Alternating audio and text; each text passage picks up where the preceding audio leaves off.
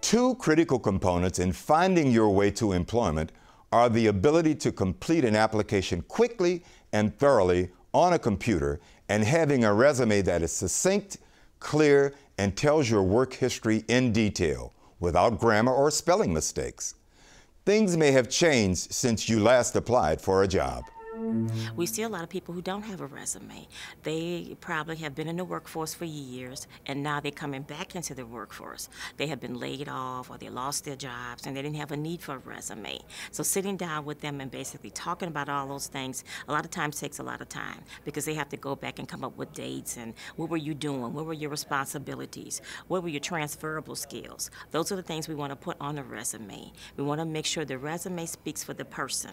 If you need help filling out applications or with computer literacy, there are free workshops at the Business and Career Solution Centers of Southeast Louisiana. A lot of people are afraid of the computers, and so we want to teach them that the computer can be their friend.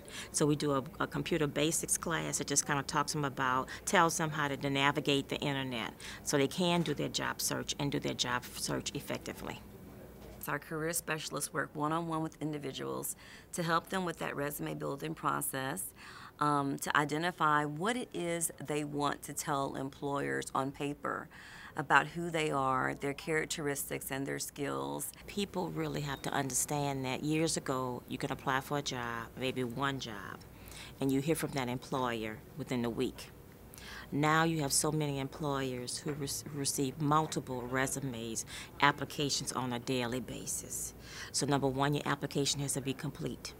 Number two, your resume has to make sure it's a targeted job search for that particular job. Number three, if you do not have the experience for that particular job, don't apply for that job. So you want to make sure that when you're reading the qualifications and experience for the particular position, you want to make sure you have the experience to apply for it. It's not enough for you to just have a resume. You have to have the right resume.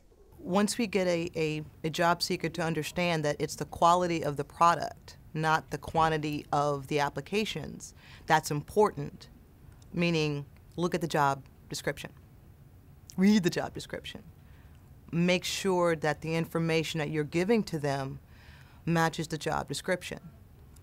Make sure you use the same language of the job description in your resume as well as in your application. You shouldn't have a one resume fits all, because you want to tailor your resume to the job if possible. Now, it can be tailored to a category. For example, if you're applying for supervisory positions, then give us all your supervisory, all your leadership experience. So as frustrating as the process may be, take your time and give them a good product. Then you'll start to get some responses because you're giving the employer what he wants. You are the salesperson.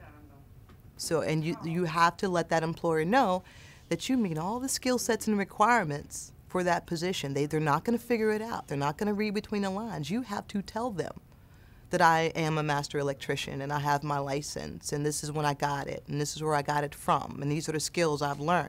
You have to tell them exactly the way they want you to.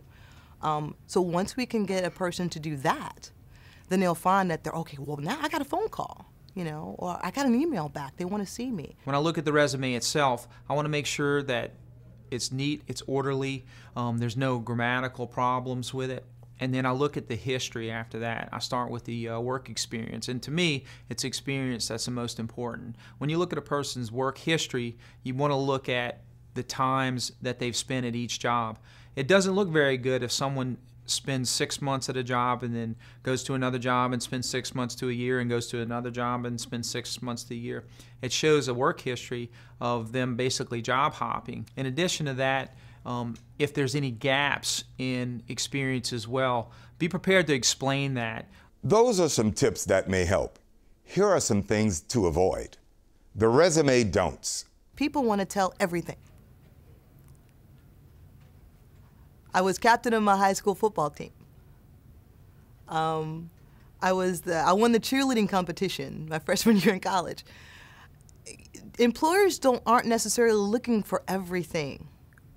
They only want the information that's critical to the position that they want to hire you for. That's it. We always tell people, you know, Don't say I or me on your resume. I did, and so forth and so on. Speak in bullet points. You know, that you corresponded, that you managed, that you administrated, things of that sort. Speak like that. They're easier to read. They're easily scannable. And it shows that you actually performed an action and that you weren't just there. Also shows that you understood your role and your value to that employer. Instead of just listing a bunch of things that you were responsible for. You know, that's one thing I see a lot. Responsible for XYZ. Well, one, just because you were responsible for it doesn't mean you did it. And it also is not telling me that you were any good at it. So let's stick with what you did and speak in bullet points. And if you need help creating or tweaking your resume, the Business and Career Solutions Centers are here to do just that. The centers offer workshops on building resumes, and they're free to members. Whether you're applying for a job that is asking for a resume, having a completed resume gives job seekers some of the information they will need when faced with an online job application. This is the way the majority of companies are now accepting applications for work. The technical hurdles of computerized applications can be challenging to the job seeker who is not organized. Let's hear about some of the pitfalls that can happen to job seekers during the application process. I worked for a large corporation for a couple of years as a human resource manager, and we only took online applications.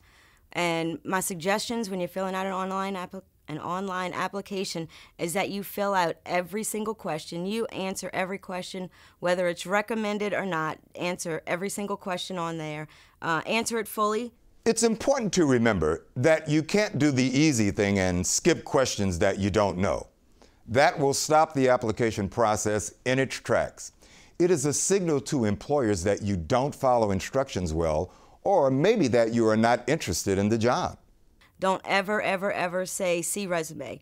Not on an online application, not on a physical application. Everywhere you go, these days, 90% of the time, you're going to fill out an online application, especially if it's a big corporation. There's very few places that you can walk into and fill out a handwritten application. And even when you do those, attach your resume, but make sure you answer every single question. Don't skip questions because it's on your resume. Answer every question and answer them fully. It is generally not recommended that you list references on a resume, but you need to be prepared to provide 3 or 4 references on any given application. So be sure to have accurate contact information. These should be work-related references. Be careful to list only people that are going to say positive things about you. It is always a good idea to let them know that you are listing them as a reference. My recommendation to individuals in terms of them listing references is, first of all, don't put it on your resume. Say you'll furnish your references upon request. Make certain that you have references that can provide you a good reference, because if they can't, they will simply say they worked here from November through May, and this is the job that they had. And when a potential employer hears that, that's a red flag to them, because they're saying, gosh, if they can't say anything good about them, then maybe there's nothing good that happened in that job. You have your resume electronically and on paper. You have the ability to apply for jobs online and in person. Now is the time to take these skills and tools and network with employers and others. This program has been brought to you by the Workforce Investment Boards and Business and Career Solutions Centers of Southeast Louisiana, funded through a grant from the U.S. Department of Labor.